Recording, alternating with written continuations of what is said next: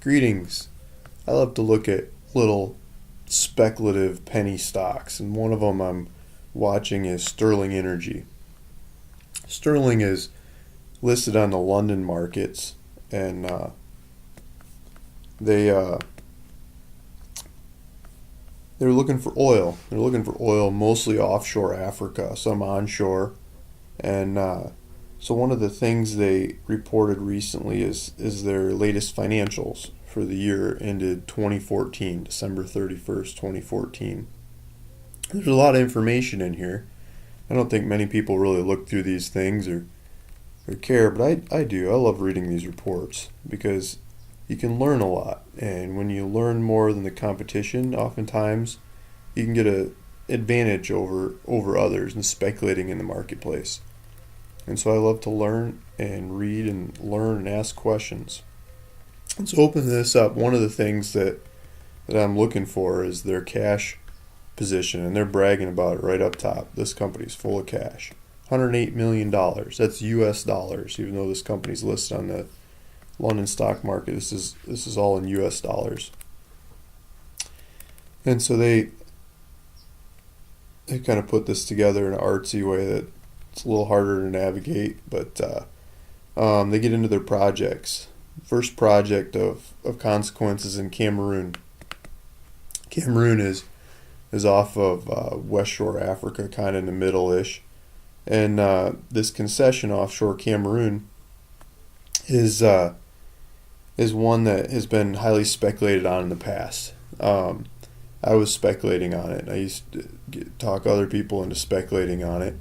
And the speculation at the time was they were trading for about cash values. You could buy stock in this thing.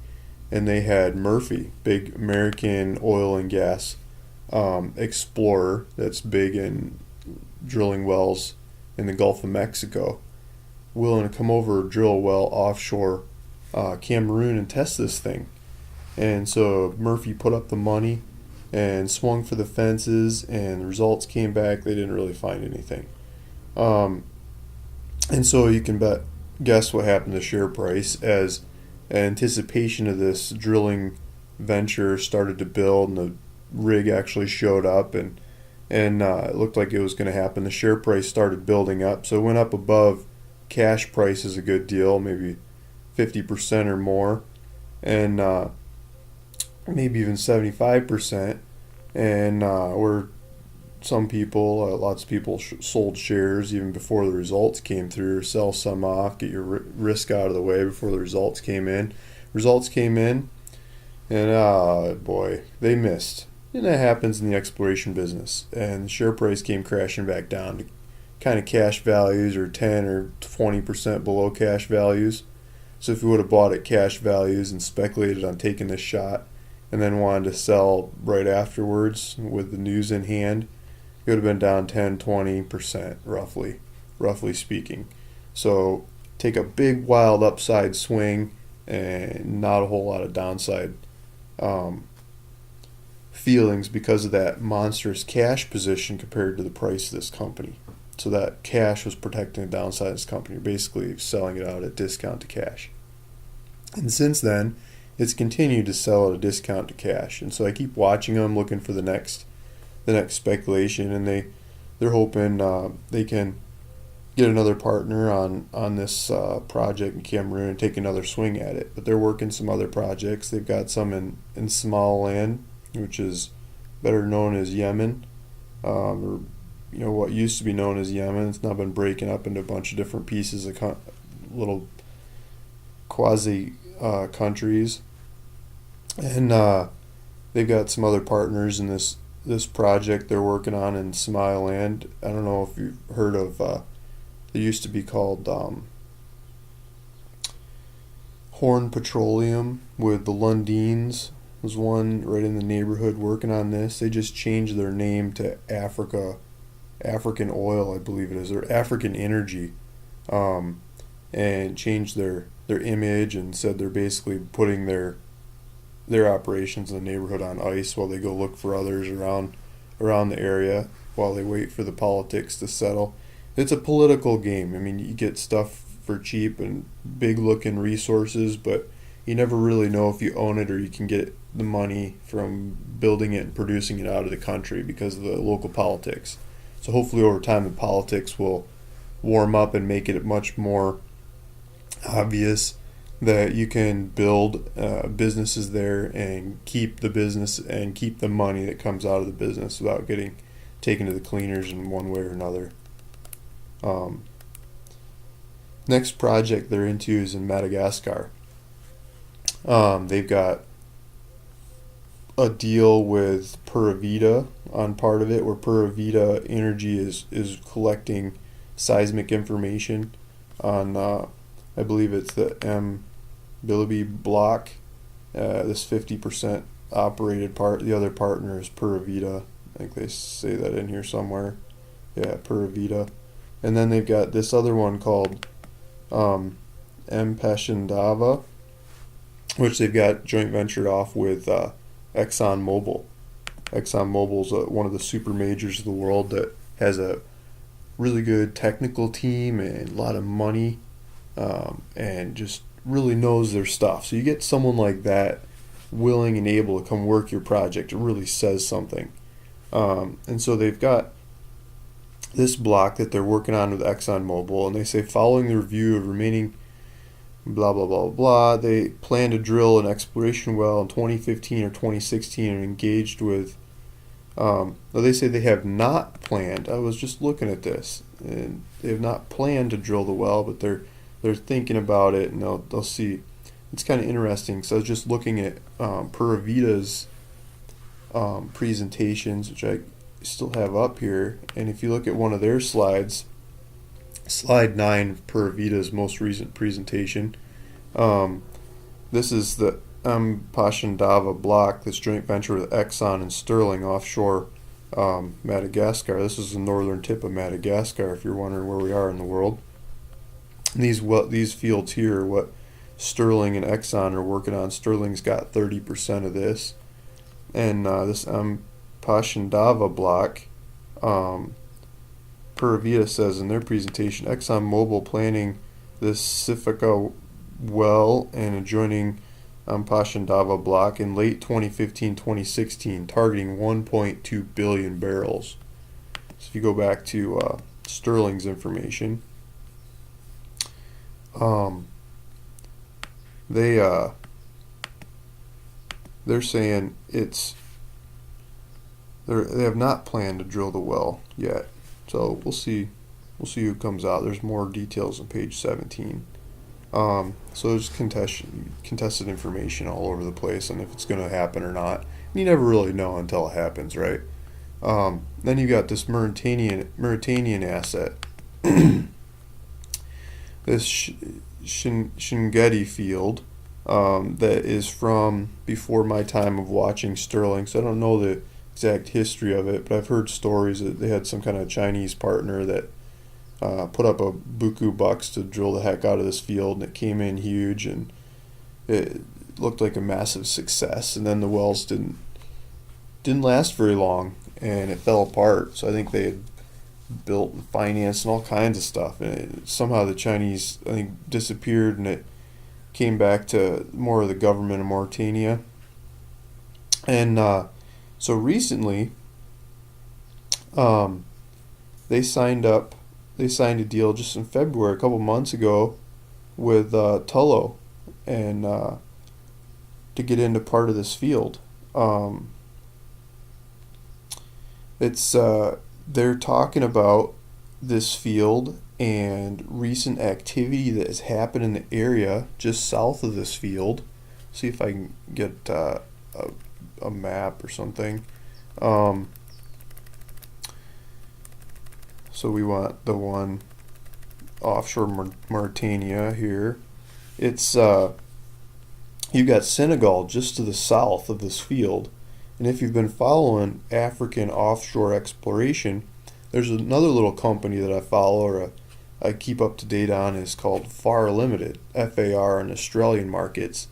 They also got a partner in the past. They got Cairn Energy and ConocoPhillips to put up a bunch of money and swing for the fences on their field in Senegal. And boy, that was a lot of fun lining up for that shot. and anticipation built in the little penny stock. The share price ramped up ahead of the results. So you could have sold stock before the results came through and the really risky stuff came out. But if you held it, it went even higher on the results that they hit. They made a couple nice finds in there. And so there's all kinds of technical data from that recent drilling just south of this field that that Sterling Energy is into. And so they're saying, now that we've learned from the neighbors and what the neighbors have drilled into to the south, we should reevaluate our lands along Mauritania, and we should look at it for the same kinds of plays that Farr, Karn, and ConocoPhillips just hit on to the south. And so theoretically, exploration would start, or speculation would start building on these projects. And one of the leaders of big offshore oil in the area is Tullow. Tullow made the Jubilee field happen, and a little further south of here. I think that was 2008 or so. I might be off a couple years, but in the past. And they've got a bunch of cash flow coming out of that. And they've also got a big find that they happened in the Rift Valley of Kenya, with the old Africa Oil and the Lundin boys. I mean, they made a nice big find there, as well as in can't remember the name of the little country right next to them. Uganda, sorry. I'm losing track of my geography, but Uganda, Tullow made a find even before the one in Kenya. So they've made a couple finds. A couple years before that, they made a big find in Pakistan that was all the rage of the neighborhood. Now, Tullow has been making these big finds in underexplored areas. And now these guys, with the cash flow coming off of those other projects and the speculative premium they get on their share price by a great set of shareholders that follow them and are looking for the next big find, they joint ventured into Sterling's project, kind of snuck in there, and got this deal. So now Tullow has 49.5% of this project offshore Mauritania. Sterling has 40% with a star in there, say subject to approval by the Mauritanian government. They haven't even got it approved yet. So they've got the deals signed up between Sterling and Tullow, but they're still trying to get the government to approve this.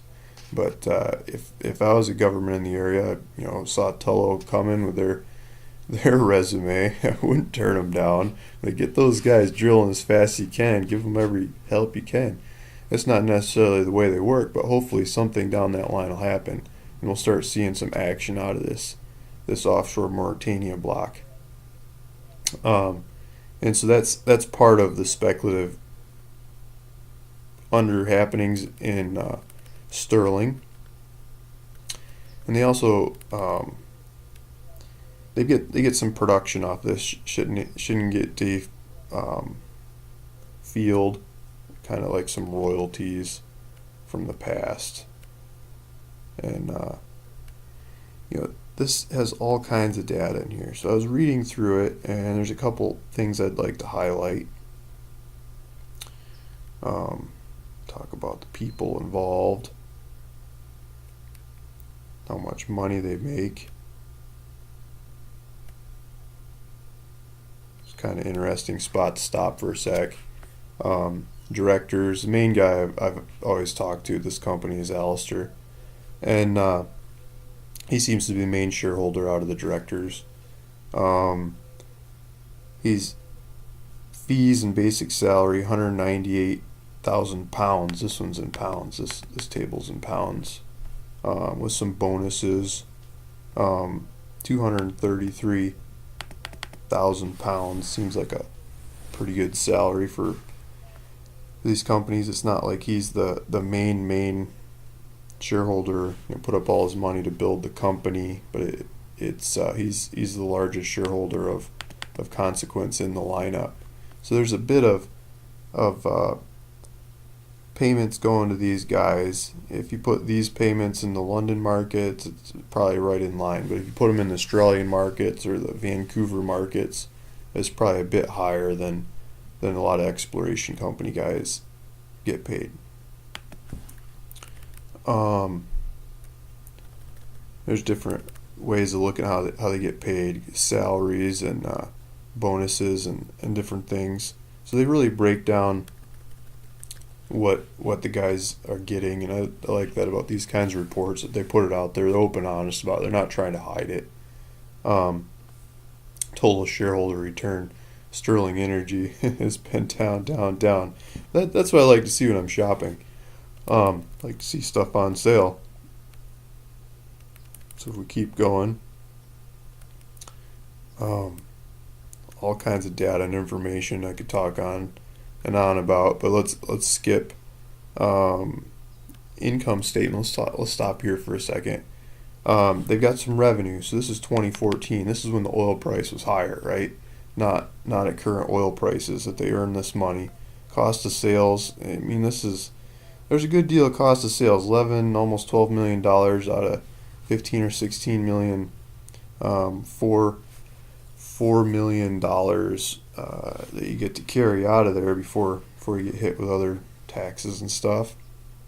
There's not a huge margin in here for the oil price to drop down and keep making money. But at those rates, the administrative expenses, like Alistair and the other guys' salaries and stuff, I mean, it's still less than the money that's coming in from their old project. So this last year, 2014, on a cash on cash kind of basis, they're cash flow positive. I mean, you throw impairments and accounting tricks in there, you don't have to pay taxes and stuff. It starts looking nastier. But cash wise is pretty good. Means you don't have to keep feeding the company cash to just stay where they're at. So next we've got consolidated statement of financials. Here's their assets. Here's a balance sheet. That's what I like to call that. Current assets, cash and cash equivalents. Here's the big number: $108 million.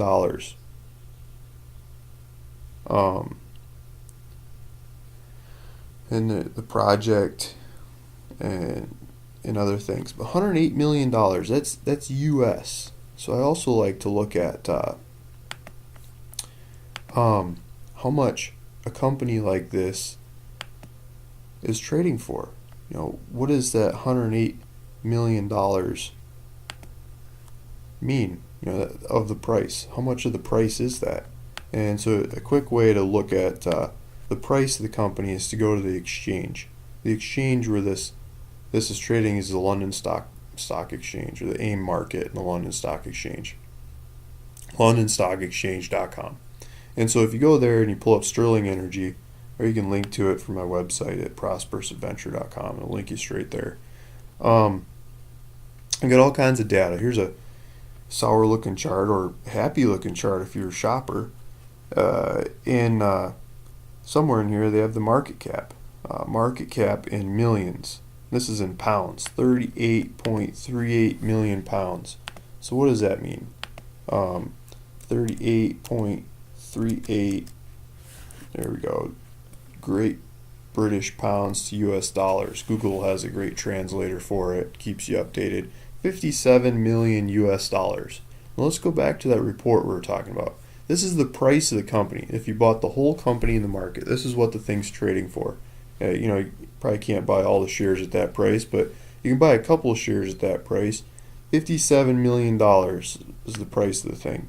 The cash in the company, $108 million. How does that make any sense? If you bought the whole company for 50-something million dollars and you just fired everybody and shut it down, you keep $100-something million. They didn't steal some on the way through.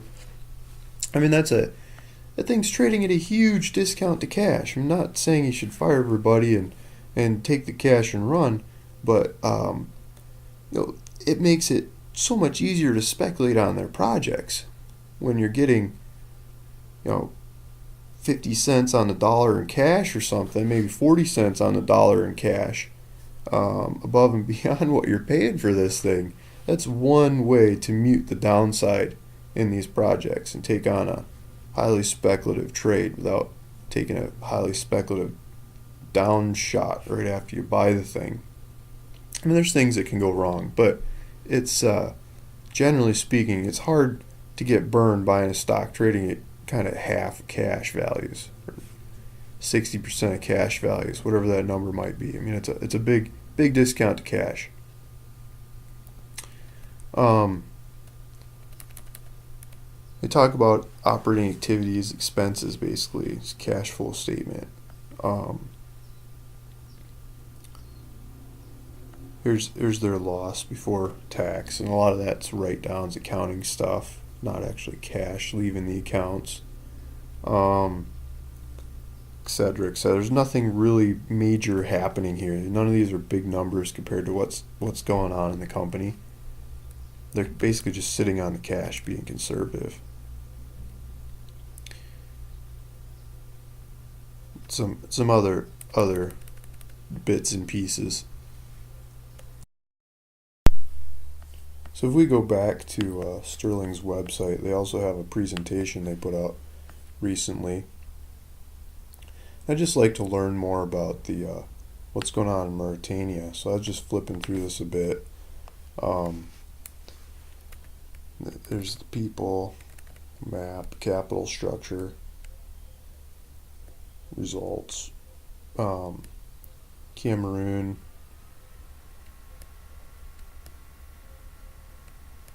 Somaliland,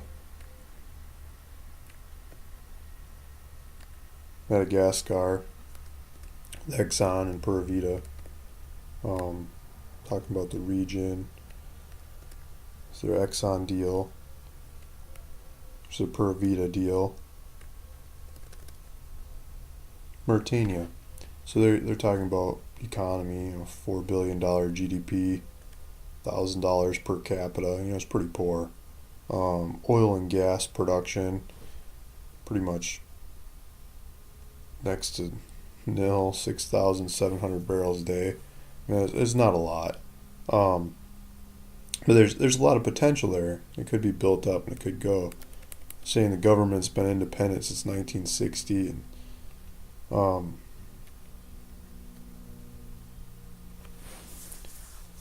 just got elected for another 5-year term about a year ago. So regional activity. This is interesting to me because I was speculating on this. I was speculating on FAR in Australian markets that drilled these wells with the partners. Cairn Energy, they talk about the partner, but they also had ConocoPhillips, Cairn and ConocoPhillips putting up the money. And whereas my favorite, the little company that got a hold of the thing and put it together and got the partners, was FAR. So I was speculating on FAR. And so I like to see others pointing this stuff out, showing that they got some finds. They got some finds here, and not just finds, but information that can be used by the whole regional geological exploration initiative to go find more. And so to the north, you've got they announced that Chevron just farmed into Cosmos operated acreage up here, and got more data. They get some 2D data, kind of sparsely spaced lines, 2D data up there. Maybe that'll allow them to focus in on some hotter spots to go get some more detailed data ahead of drilling or something. Some more Mauritania stuff. They're joint ventures. So this deal, Sterling 40.5% with the star, pending government approval on completion of transaction with Telos. They're still working on this deal, but I'm interested in this deal. I'd like to learn more, so I'm going to keep researching it. Telos, operator of this thing, and they've got where they get their production, but this is the play. This shallower water play. Phase 1 is June 2013 to June 2016. They got to go get this 2D seismic. They got it in 2014, so they got the 2D seismic. So they met that first phase. Second phase, 2016 to 2019, acquire 3D seismic and drill one exploration well. It's a big time window in there, but I think they're headed in that direction. Phase 3, drill another exploration well way out into the future. Forward activities, processing this 2D seismic, develop leads and drill ready prospects for drilling or drop. If they can't find good enough stuff to drill, move on. consider farm out to fund future work. This Then it goes on to their old project that's got the production. And they're talking about trying to come up with new deals, maybe South America or the Middle East, as it's gotten more speculative around offshore Africa as different finds have come in. It's harder to get in for the same kinds of prices or deals. Um, they they show this Mauritania C3 stuff. I mean, they still gotta put the deal in there. It's new, it's fresh. Um, that's the end of their website or their presentation.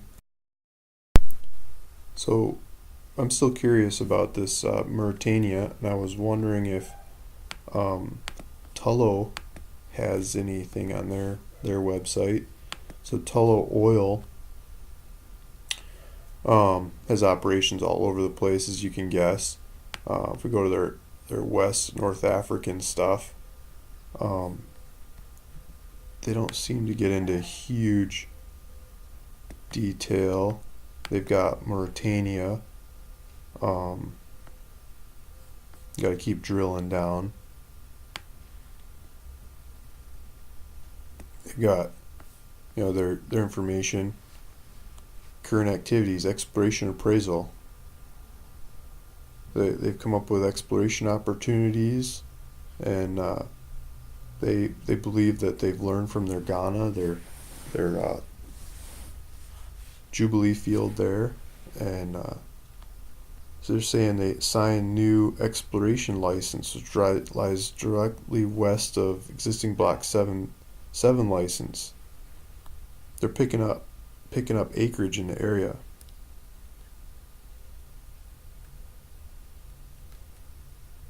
Block 7 encountered up to 30 meters net gas condensate and oil play in 2013-2014. So they've drilled in the area. They got some success, and they also got a dry hole plugged and abandoned. They've been reviewing, but they're signing new deals. They're getting new stuff in the area. Here's a list of their licenses. This is the whole their current list. Here's Mauritania. So there's that Block 7 and the C3. Here's Sterling Energy. This is the one with Sterling Energy that they're just doing. And they're working the area. I mean, they're working lots of areas, but that's a good partner to have work in the area. They learn off of everything that's going on in the area. You've got them now working with Sterling Energy. So if you're interested in Sterling Energy or other companies like them, I'd recommend you go to Sterling Energy's website, sterlingenergyuk.com, and subscribe. Get some more information out of them. I'm going to sign up again just to make sure. I'll do it afterwards here, but they also I'll contact these guys. I've talked to them in the past, and I've talked to them some more. I want to learn some more about this Karn deal going on in Mauritania that they haven't really talked about much that I've seen. Maybe I've been oblivious to it, but I haven't seen them presenting it out on the road, talking it up or anything. Maybe because it's not closed yet. And let's figure out what the timelines on it are. So someday we'll have something to speculate on. So sign up to their news, keep an eye on that thing, or sign up to my YouTube channel, ProsperousAdventure.com, or sign up on my website to follow along. Feel free to ask questions in the comments below. Email me or call me. Information's on my website as well. And together I think we can learn more about these kinds of companies and finding the best times, prices to speculate on these things for these kinds of projects to come through and create some wealth to go around. So hopefully you're interested, and thank you for listening.